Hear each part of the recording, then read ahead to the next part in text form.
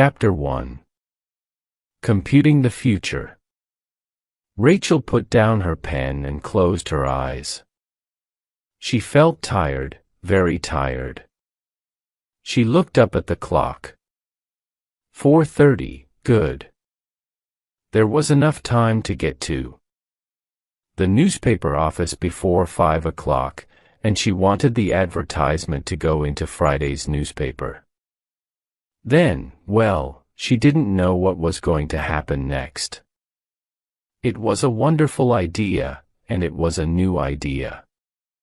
She picked up the finished advertisement and walked through the office door into the computer room.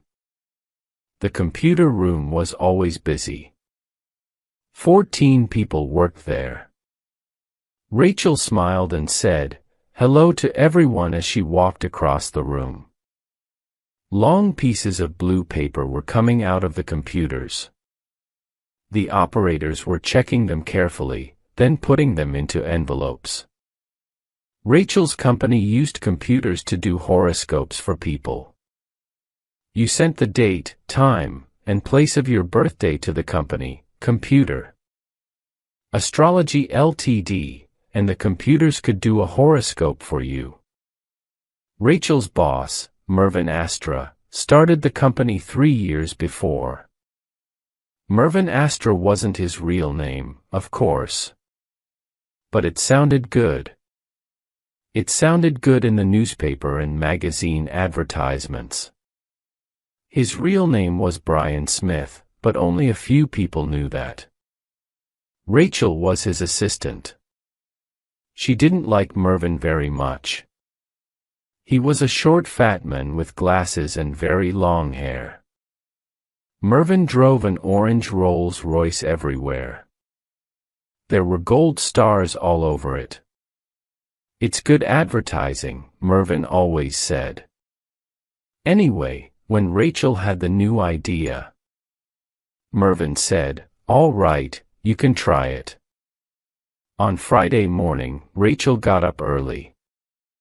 She was waiting for the newspaper. It arrived at 8 o'clock. Rachel hurried to the table and opened it. She was looking for her advertisement. There it was. On page 7, Rachel smiled. She didn't really believe in palmistry. She thought it was nonsense, but she thought astrology was nonsense, too. And the advertisement wasn't a lie. Not really. Mervyn was a wonderful computer programmer, and the computer program really did have all the information that they could find about palmistry. It could read the photographs with a special video camera. And it could compare them to thousands and thousands of pictures in the program. The program was very expensive. Mervyn worked on it for a long time. Rachel was a little worried. She wanted the idea to be successful. Mervyn could get angry very quickly, and he hated losing money. She read the advertisement again and laughed. Rachel Grant, palmistry consultant. That was funny. It was Mervyn's idea, of course. Do you want to know about the future? Palmistry is the science of telling the future from people's hands. It's a very old science. You can learn about your life and about important things that will happen to you. You can learn about your thoughts, future romances, and your future wealth. We use modern technology to give you a forecast of the future. Our computer has a special program with information from all the best fortune tellers in the world. Are you interested? Send a photograph of your left hand with a check for £10 or £1 made out to Computer Astrology, Ltd., to Rachel Grant, palmistry consultant, Computer Astrology, Ltd., P.O. Box 75, Lazenhurst, LE64IQ. Don't forget to write your name on the back of the photograph. The headline will tell you about your thoughts. The lifeline will tell you about your life and the important things that will happen to you. The heartline will tell you about romance and your future love life. The fortune line will tell you about your possessions and future wealth. Computer Astrology, Ltd., TM. Director, Mervyn Astra. Chapter 2. It's all nonsense. Rachel didn't need to worry. The idea was successful. It was more successful than the computer horoscopes. A week later they had thousands of photographs of hands. They put the advertisement in more newspapers and magazines. Mervyn had to buy more computers, and a month later there were 30 people working in the computer room. Mervyn bought a yellow Cadillac and put pictures of hands all over it. He used to drive the Rolls-Royce during the week and the Cadillac at weekends. He was a very happy man. Mervyn gave Rachel a lot more money, but she wasn't happy. She was embarrassed by her job, palmistry consultant. 3 months ago it was funny. Now it was embarrassing.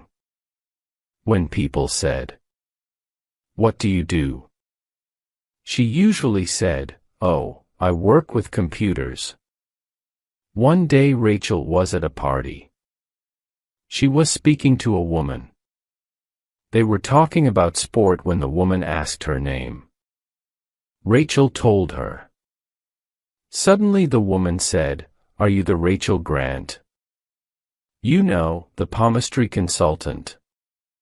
Or, "Yes, yes I am," said Rachel. "Why? Have you heard about me?" "Oh, yes," said the woman. "I have. I've seen the advertisements in all the newspapers. I used to be very interested in palmistry. I used to read people's hands." "Used to be," said Rachel. "Aren't you interested in it now?" "No, I'm not," said the woman. "I read a lot of books about it. It's all nonsense." "Nonsense." Rachel smiled. "Why do you think so?" she asked. "Well," said the woman, "think about it. What does the lifeline tell you? It tells you how long people will live." She said. "Yes," said the woman. So in 1914 and 1939, before the 2 world wars, were there a lot of people with short lifelines? "I don't know," said Rachel. "I've never thought about it." "Well," said the woman, "think about it for a minute. Did fortune tellers see a lot of people with short lifelines? Millions of people died in the wars. Maybe. I don't know. But no fortune teller wrote about it. Never. I've read all the important books. No one wrote about it." "That's interesting," said Rachel. "But maybe they didn't want to tell people about it. And it was a long time ago. What about the Vietnam War? And Cambodia? What about Ethiopia? I can give you a lot of modern examples, too." "Fortune tellers don't usually tell bad news," said Rachel. "People don't want to know." "Have you read much about palmistry, Miss Grant?" the woman said. "Well, yes, of course. We had to read everything before we wrote the computer program," said Rachel. "Oh, yes, I'm sorry. I forgot. You are a palmistry consultant, aren't you?" The woman smiled. "Come on, Miss Grant, she said. It's nonsense, and you know that it's nonsense, don't you? I can see that. Chapter 3. Frightened of the future. The next day Rachel was sitting in her office. She was thinking about the woman at the party. She looked through some books on palmistry. She had a lot of books. She couldn't find any information about lifelines before the 2 world wars. Maybe the woman was right. She stood up and went to the door. "Mark," she called. "Mark, can you come into my office for a minute?" Mark was one of the computer programmers. He worked with Mervyn on the palmistry program. He came in and sat down. Rachel told him about the woman at the party. "Mark," she said, "can we do a statistical analysis of all the palmistry photographs?" Mark looked surprised. "Yes," he said. "We can do that. It's easy." "But why? What are you looking for?" "I'm not sure," said Rachel. "I've got an idea. Maybe it's a silly idea, but I want to compare all the photographs. Maybe we can find something in all of them. Something about the future." You mean a lot of short lifelines?" "I hope not," said Rachel. "But it's interesting, isn't it? I want you to compare different towns and cities. Compare them with each other and compare them with the country areas. I want statistics for different areas of the country. We've got all this information in the computer. Why don't we use it?" "You can do it. Can't you?" "Does Mervyn know about this?" said Mark. "Not yet," said Rachel. "I probably won't tell him either." "You're right," said Mark. "Mervyn won't like it. He won't like it at all. He's frightened of the future. Did you know that? He's never done his own horoscope on the computer. I wanted to do it when we were writing the program. We needed to try the program. But he didn't want his horoscope. And he didn't want a photograph of his hand either. He was afraid." They both laughed. Chapter 4. Some interesting results. A few days later, Mark walked into Rachel's office. He put a box on her desk and sat down. "What's in there?" said Rachel. "Computer printouts," said Mark. "Well," said Rachel. "What have you found?" Mark looked down at the desk. "Nothing really," he said. "In most areas, we've got photographs of hands with long lifelines, middle-sized lifelines, and short lifelines. We didn't learn very much. You see, we haven't got enough photographs. We'd need 1,000 or more from each area of the country before we could do any real statistical analysis." "But we've had thousands and thousands of photographs," said Rachel. "Yes, but that's from everywhere in the country," said Mark. "Wait a minute," said Rachel. "You said in most areas there are long lifelines, middle-sized lifelines, and short lifelines. You didn't say in all areas." "There is one area, but it's silly," said Mark.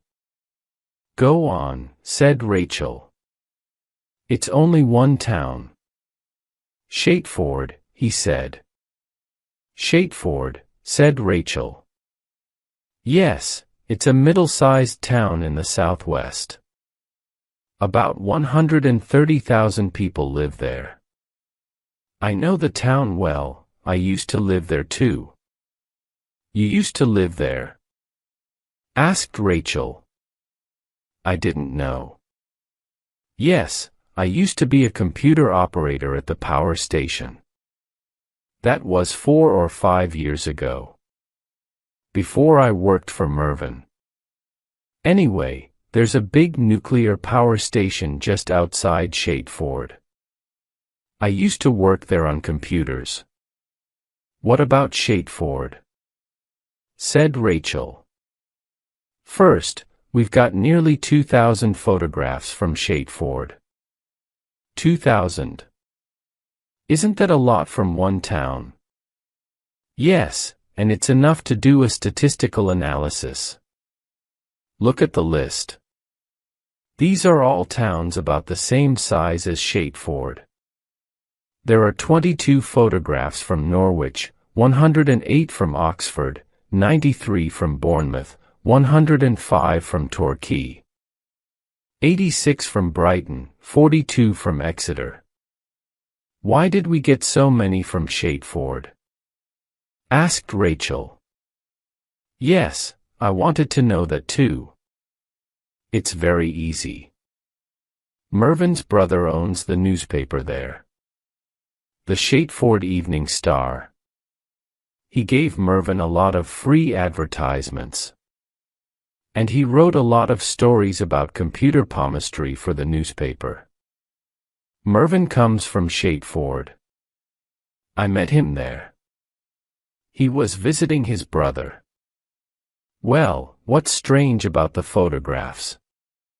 It sounds silly, but more than 75% have got short lifelines, said Mark.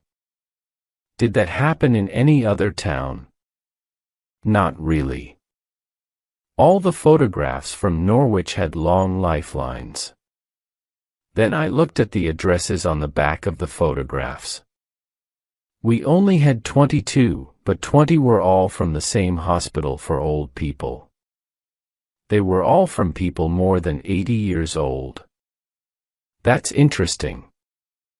You mean all of these old people had long lifelines? Maybe it's not nonsense. Maybe, said Mark. Anyway, said Rachel. How short were the lifelines in Chateford? I looked at each age group under 10. 10 to 20, 20 to 30, 30 to 40. The lifelines were shorter than average in all of them. I mean, they weren't very, very short. Were they shorter or longer than mine? Asked Rachel. She showed Mark the palm of her left hand. Mark looked at it carefully. They were about the same, he said. Rachel felt cold suddenly. Don't worry, said Mark. Do you understand statistics? If you put one foot in water at 0 to C and the other foot in water at 100 degrees S, then statistically you're comfortable. What? Said Rachel. Well, the average temperature will be 50 degrees S. That's statistics. Rachel looked at him. Have you spoken to Mervyn about the printouts? She asked. No, you told me not to tell him, said Mark. Good, I'll speak to him. Can you leave the computer printouts here, Mark? Chapter 5. None of it's true. Mervyn wasn't very happy that day. On the way to work, he had a small accident in the Rolls-Royce. He drove into the back of another car. That evening he was going to be on a television program about fortune tellers. He was worried about it. He was thinking about the television program when Rachel knocked on his office door. Who's that? I'm busy. Go away. It's me, Rachel. I said go away. I must speak to you. Come back later. It's important, Mervyn. Rachel opened the door and went in. Yes. What do you want? Said Mervyn. Well, Mervyn, I had an idea. I'm not interested in your ideas, said Mervyn. You were interested in my idea for computer palmistry, said Rachel. Okay, sit down and tell me, but hurry, I'm very busy. Rachel told him about the woman at the party and he laughed. Does it matter? He said. Well, yes, she said. I wanted the computer to compare the photographs from different towns. We don't pay you to play with the computer, said Mervyn angrily. Anyway, you aren't a computer programmer. You couldn't do this. Someone helped you. Who was it? Mark, said Rachel, but he did the work in his own time. He used my computer and he used my electricity, said Mervyn. Can I show you what we found? Said Rachel. She showed the printouts to Mervyn. He got angrier and angrier. Rachel, he said, this is all nonsense. Nobody can tell you about the future. You don't believe this, do you? Don't you believe it? She said quietly. Of course not. It's not true. None of it. Then you're cheating your customers. Yes, I know, said Mervyn. There's a fool born every minute. You've heard that before. Haven't you? That's why I'm a rich man. Anyway, we got all the information about palmistry and astrology from the best books. The program doesn't cheat. It gives us the best information on palmistry. But all of the information is nonsense. Rachel stood up. That's it, Mervyn. You're a cheat and a thief. Mervyn smiled. Thank you, he said. Well, I'm not working for you anymore. You can find another palmistry consultant. Ask at the prison. They'll find somebody for you. She left Mervyn's room and hurried back to her office. She put on her coat and walked out. The air outside felt clean and good. She smiled. She wasn't a palmistry consultant anymore. Now, she thought, I'm going to get a real job. Chapter 6. Chateford.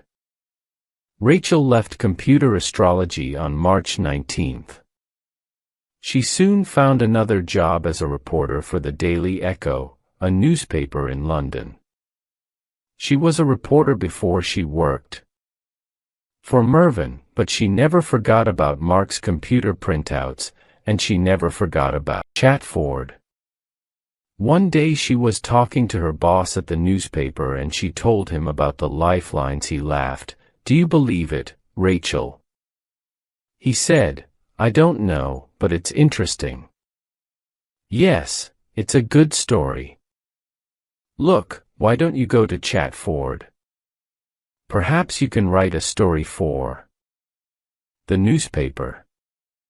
Mervyn won't like it, she said. Are you worried about Mervyn Astra? No. You go and write the story. Look round Chateford, talk to people, read their hands. I told you I can't read hands, she said. You know enough about palmistry. There's a good story here. Write it. Rachel smiled. Okay, I will. I'll go there next week. Rachel arrived in Chateford by train on Wednesday, September 20th. She got a taxi to the Royal Hotel. She walked into the hotel and stopped. A short fat man with glasses and very long hair was standing there. He was shouting at the girl behind the desk. Do you know who I am? he shouted. My brother owns the Chatford Evening Star. I want a room with a bath and I want it now. And you didn't write or telephone, said the girl. What's your name? Come on, what is it? You're going to lose your job. My brother's a very important man in this town. His face was very red. Rachel walked over to the desk. Hello, Mervyn, she said. Mervyn looked round. What are you doing here? He said, you won't get a room. The hotel's full. Rachel smiled at the girl behind the desk. Rachel Grant, she said, from the Daily Echo. I phoned yesterday. Ah, yes, said the girl. Miss Grant, a room with bath. You're in room 437. I've got your key. Wait here.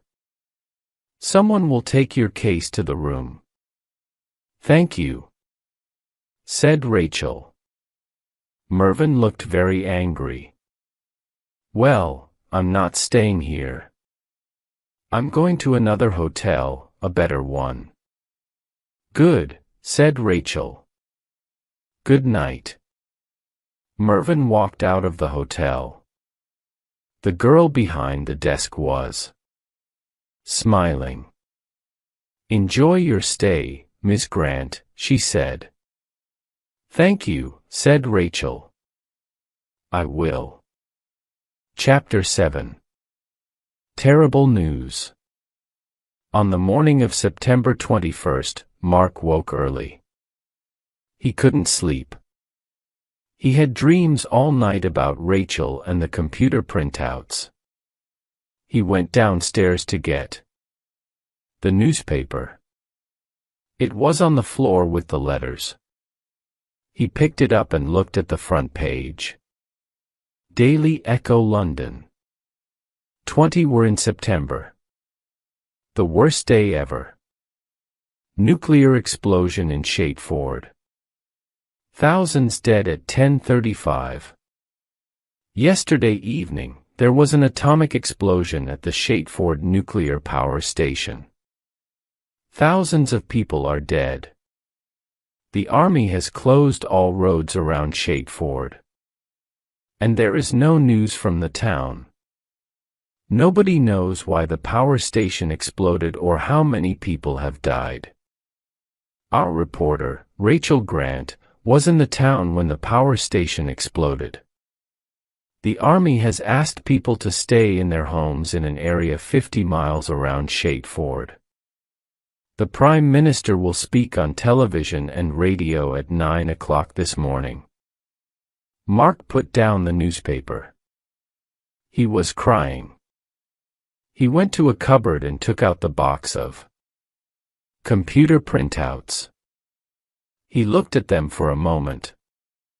Then he walked over to the telephone. He had to phone the Daily Echo. He found the phone book and looked for the number. There it was.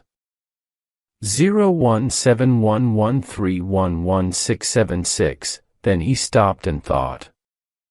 He picked up the box of printouts, took them into the garden, and burned them. He never told anybody about the lifelines.